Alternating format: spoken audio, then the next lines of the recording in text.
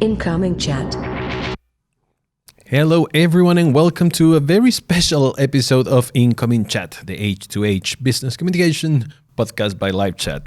Today we're going to do something different. I don't have a guest, it's just me, but don't tune out yet. What I wanted to do is sort of talk about our season 3. We interviewed 12 people during this last bunch of months throughout the pandemic and all that.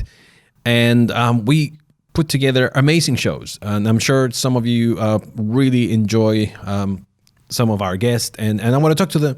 I want to talk a little bit about them and what we talk about. And I'm going to add all the links to their podcast, their episodes, so you can access those directly. But this is sort of a closure for what we've done this season, and also like an homage to them and to thank them for being with us. I mean, to me, doing this podcast is not just to put content for you out there, it is also for me. I mean, I get to sit down with so many interesting people that are doing amazing things, and I get to learn a lot. I mean, it doesn't matter how old you are, you always keep learning. If you stop learning, that's when you're done. So with that being said, I don't want to go too into in depth on that emotional side of interviewing all these people. But I wanted to do this just so it's a sort of a resume for you to see, well, what's interesting, what was something that it might call your attention. And like I said, I'm going to add all the links down in the description so you can take a look and go and see your favorite episode. So I want to start with Burc Tanir. Burc is the CEO of Pricing, and it's basically is growing a lot more. He started this idea of having one place for you to compare different prices of different products. So if you have a shop, you know how to be more competitive, what other companies are doing, and you have everything in one place. The conversation wasn't only about pricing. It was not about for you to decide the best price, but it was also very interesting to see how he's building his own startup. What is his approach to different marketing techniques or different ways to build the culture inside the company. They've been doing great. If you go to LinkedIn, I always see his content. They're very into putting a lot of stuff out there to help other companies out. And we had a great conversation with Burc. You need to check that one out, especially if you are in the world of e-commerce. That's going to help you understand a lot of the different ways you can try to take advantage, try to have a competitive advantage versus your competitors. Our episode number 2 this season was something that I was trying to do for a while. One of the things that they told me when I started Incoming Chat is that we want to have a very high level of guests, and they gave me a list of people that we could interview. One of them was Mr. Tim Soulo. If you don't know who Tim is, maybe you're not very much into the world of marketing or SEO, but Tim is the CMO of Ahrefs, which is a behemoth of SEO and basically one of the greatest marketing tools available. To get in touch with Tim wasn't easy. Like, I got his email, but I wrote to him a couple of times, and he just wasn't available. And I'm like, I at that moment, I have to be honest and sorry, Tim. I'm like, who does this guy think he is? But when I get to talk to Tim, it was such a great conversation. He really made me feel like, wow, I'm not alone in this marketing world. He was super authentic and super open to not only the amazing things they do as Ahrefs, but also to all of the things that they've been struggling with, all of the things he had to learn or he had to improve. Basically, his whole journey as a CMO. He is an amazing and fun person to talk to. We really dig in, not too much into SEO. So this wasn't an SEO episode, but it was more about how the CMO of a big company can relate to the customers, how can they create content that actually makes sense, how can they make decisions, what's the thought process behind many of the things they do. And I totally recommend you that one. I hope I can get to talk to Tim again, because it was a really, really fun thing to do, and he's an amazing person. I really loved him. Episode 3 was with Mr. Arnaud Piguelier. I always pronounce this wrong. I'm sure he's going to hate me for that, but Arnaud is from France, and he has a small, well, not small anymore, startup called SnapCall. I was going around LinkedIn and I saw an ad of him promoting his integration to Zendesk. And yeah, I'm not scared of mentioning our competition. But straight away, I called him and said, look, man, I am the brand ambassador of live chat. We do something very similar, and I think your integration could work great for us. Like, you want to start talking about.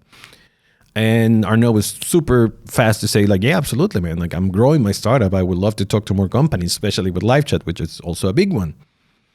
So we started talking. I passed it to the right people. We stay in touch. SnapCall now is one of the best integrations that we have in live chat.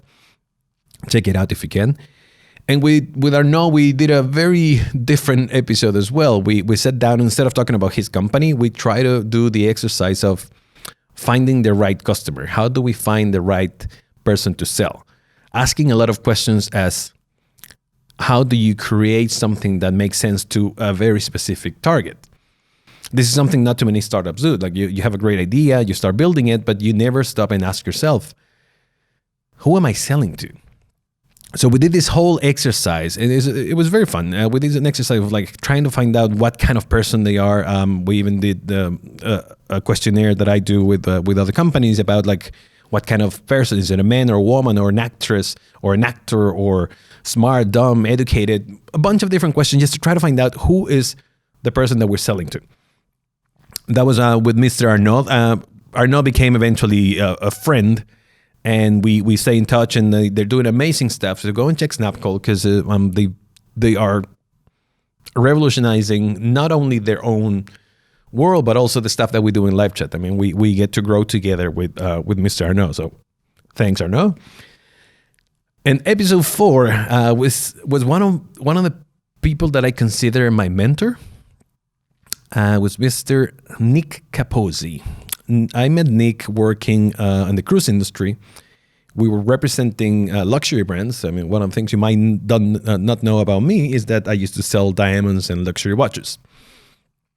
That's when I met Nick, and I learned so much from him on how to sell. And the key for me of what's the thing that Nick does differently or very well is that he goes back to the basics of selling.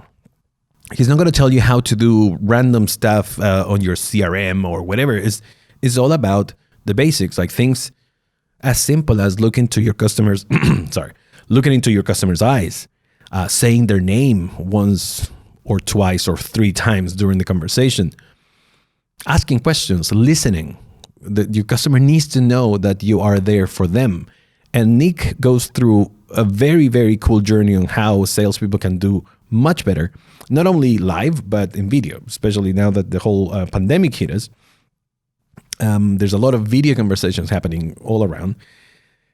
And Nick has this very specific approach on how to do that. And if you look and actually pay attention on the way that he communicates in that video, there's so many of the things that he teaches that they're right there. I mean, you can see how many times he said my name during that time. Like, he was like, that's a great question, Marcus. And I really like the way that I notice that he's doing it, but he does it so well that instead of you noticing, you actually start learning and you start paying attention more and more.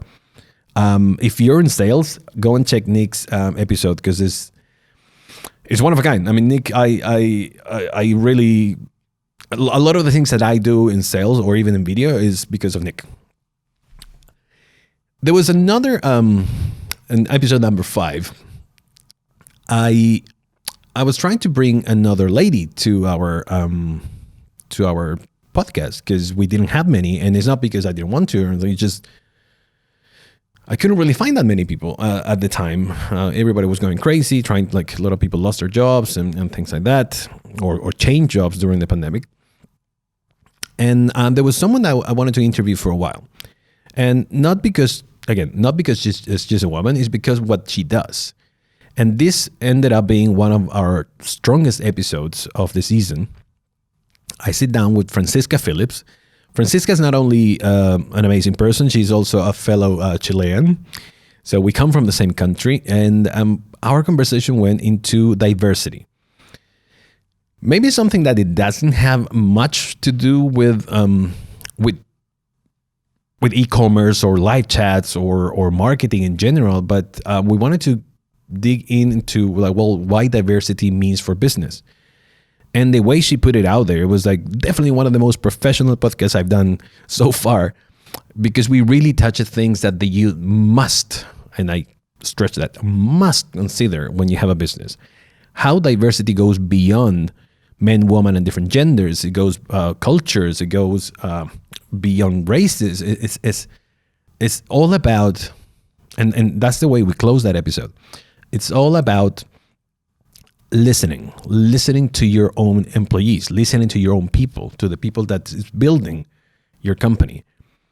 If you spend time and listen and address as much as you can their issues or their concerns or their questions, you start moving towards a more diverse environment. And that's good for business. If your people are happy people produce more, and your business will do definitely better than it was doing before. So with Francisca, we really touch this which is sometimes is not an easy subject to touch. But we dig in, and I ask a lot of questions. Some of my questions they probably, now that I look back, they sounded very ignorant from my side. But I needed to ask them myself. I mean, there are many things that I don't know about diversity. I'm not a Renaissance man. There are many things that I don't know. So if you want to know more about how to apply the diversity, or actually how to fix certain issues that you're not addressing into your company, that's episode number 5 with Francisca Philips. You need to take a look at that. And episode number 6, I talked to a good friend, and I apologize, like I'm gonna mess up a lot of last names today, but with Mr. Kareem Hassanien. I know that's not pronounced like that, but I forgot exactly how it's pronounced. So Kareem is a person that I know for almost 20 years already. He is the CEO of Swell, a marketing agency in Toronto, Canada, and he was also a stand-up comedian. So I invited him to talk about humor and comedy in marketing. But the whole episode took a darker turn, and not because we started talking about darker things, but it took a very deep turn into what marketing really is and how you deal with certain things in marketing as an agency. So he brought up some of his clients and how he deals with certain requests, how he deals with CEOs trying to know better than an agency of what they want. And obviously, we touch a little bit of humor. It's a funny episode. We laugh a lot because you can see there's literally two friends talking, and we really brush on the things that agency have to deal with on their day to day. If you have a marketing agency, or if you just want to know more about marketing, take a look at that episode and see how Kareem communicates not only with customers and other agencies or potential clients or whatever, but also the way he communicates throughout the podcast. He's a great communicator, and that's something you need to pay attention to, like on the way that we express our messaging and the way we talk to other people, because that makes a difference. All right, let me take a quick. We're halfway, by the way. So we interviewed 12 people with 13 episodes this season. It was one of the best seasons, and without looking down on any of the other seasons, but it was definitely a huge learning approach. I mean, I learned so much from all these people. So I wanted to move to our episode number 7, which Rafal Samborski. Now I talk to Rafal more often. I didn't know Rafal too well. I knew that there was a company called Cardiomatics, and he was the CEO. I was in touch with their marketing people, and we said, well, let's talk about how you guys are building a brand, how you address on learning how to build something, not just the business side of it, but the marketing side of it, how you build a brand that makes sense, from logos, colors, to the messaging, everything. And I'm happy that actually, not too long ago, Rafal got a huge investment into their company. They're growing massively. And it's really interesting to see also the approach of someone who is a non-marketing person. He comes from a technical world, and he has to face marketing decisions every other day. So to understand his approach to certain things and how to build a brand without being a marketer is a great thing to see, especially because it is working. If you go and check the company LinkedIn, Cardiomatic is doing amazingly well, and is, like I said, is growing and growing. And to learn all these little things or these little barriers that he found, they're probably going to be very helpful for some of you out there. Oh, and this was definitely one of my favorite episodes, episode number 8 with Mr. Akeem Branford. Akeem, one more time, thank you for coming to talk to us. Well, not coming. Well, we for connecting, talking to us. Akeem, he was very active in LinkedIn. So we connected a long time ago. And for a while, I wanted to talk to him because he had a very specific service, which is CV building and resume building. I had no clue those two things were different. For me, if you ask me for my resume, I'll give you my CV. And if you ask me for my CV, I'll give you a resume. For me, it was the same thing. In fact, we started that episode with me asking, what the hell is the difference between those two things? But the cool thing was that Akeem is based in Trinidad and Tobago. And the way he expressed and the way he explained everything to me, I was shocked. And I picked up so many good tips on how to really build your CV or your resume. Like, what is the difference? What kind of professions really require a CV, or what kind of professions require a resume? And how to really sell yourself out there. How to really go out and say, well, this is me. You should hire me because of this and that. If you are looking for a job, I think this is a must-see episode because it will help you understand what are the things that companies and recruiters are really looking into. Like Akeem he does a lot more than just building resumes or CVs. He does classes and he teaches things online and offline. But it was a lot of insight on how to really approach the building of a CV or a resume. Or you need to watch it to understand, so you see what's the difference and what's going to be better for you. So one more time, thank you, Akeem, for connecting to us. With episode number 9 with my friend Jan Biłyk. Jan is the CEO of Two-Way, or the founder of Two-Way. Two-Way is a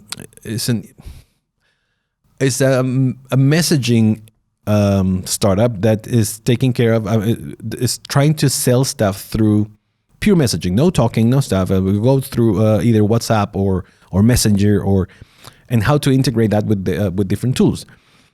But the interesting part that we talk about is something that Jan touched really well, is that our generations don't want to talk anymore.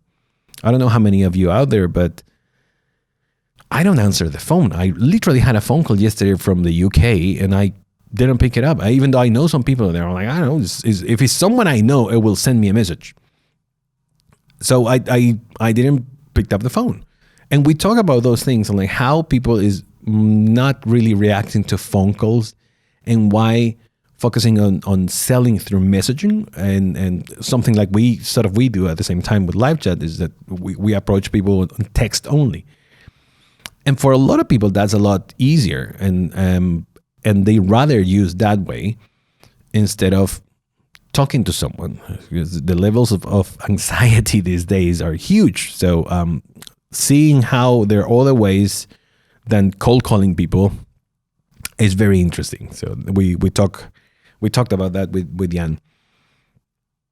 Mr. Ognjen Boskovic in our episode number 10, I was following him for a while in LinkedIn because he always talked about one very specific niche, which is content repurposing and content distribution. In fact, he was working for a company called Content Distribution. It's not the most creative, I have to agree, but they were doing great because I learned tons, and you will do too, about what to do with your content. Imagine, for example, this video right now. LiveChat pays a lot of money for us to get this video done. If you're going to use it only once, you're wasting money. You're literally throwing money away, because if you don't promote it well, and if you have a plan to promote it before, promote it after, do things with this video, it's a waste. And we go through all of these things, like what to do with not only video, but also written content, like what to do to take advantage of it. If you're paying one content writer to do 2 articles a month, and you're not splitting those articles in hundreds of pieces, different social media posts, creating a video for it, using that video for other social media, having people to share that through networking, you're not really taking advantage of the stuff that you're creating. So we talk a lot about how to do content right, how to repurpose, how to distribute content, which is something I'm still learning.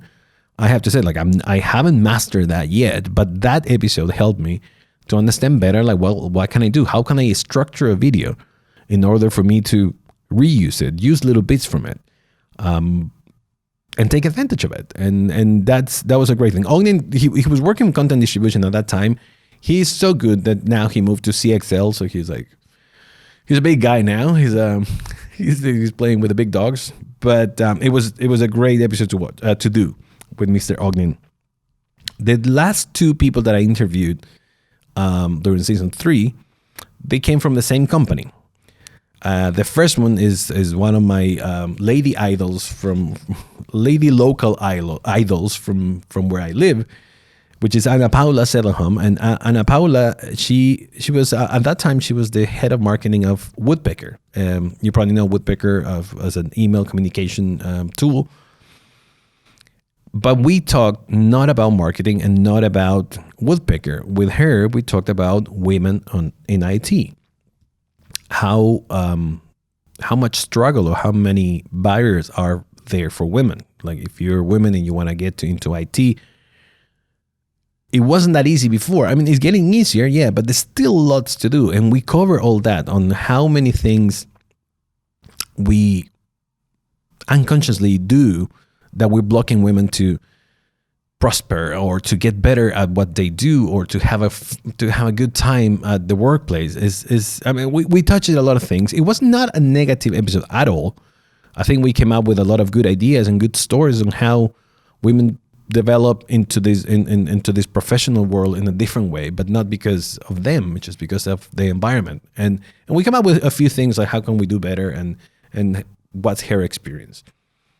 Now, from Woodpecker 2, we finished with 2 episodes with their CEO, Matt Tarczynski. And with Matt, we talked about 2 things. The first episode was about multi-channel communication, which is what they do, right? Woodpecker help you to figure out different ways to talk to your customer, hence multi-channel. And we cover a few things here and there, but even though that episode is great, if you want to know more about multi-channel, the second episode I did with Matt, it was the most interesting for me towards the end of the season. We talk about his journey as a CEO. Right before, when we talked, it was right before Woodpecker went public. So now Woodpecker's doing great as a public company. Their stocks are, there's not any advice, but they're doing great. And Matt has more challenges this time. But we talk about his journey, how he's building culture before building profit, how he's focusing on making sure that he creates a safe environment for other people before making an environment that we just focus on making money as a company. Both things are important, absolutely, but his journey was to make sure that this place was a great place to work, because he understood that if he can create that, then his own employees are going to actually take care of the rest. I know there are a few cliche words going around like that in LinkedIn, but he has the story. So that's why that episode was very interesting. And definitely needs some love. You need to check the CEO journey with Matt. Because if you want to start your own company, if you want to go for your own startup, this is something you need to sort of figure out and plan a lot ahead. So there was 13 episodes this season. I'm really looking forward to season 4. We're going to be talking with a lot of people from a lot of really interesting companies. And I wanted to thank you too. I wanted to thank you for watching. Thank you for listening.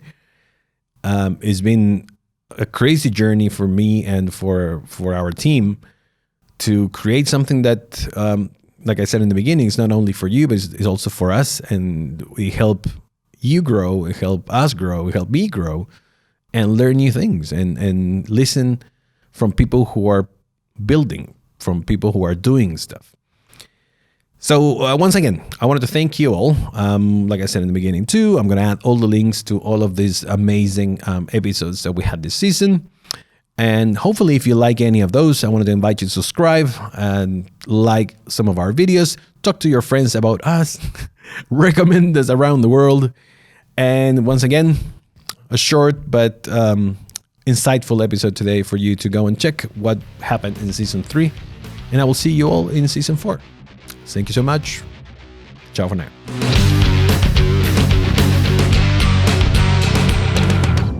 Incoming chat.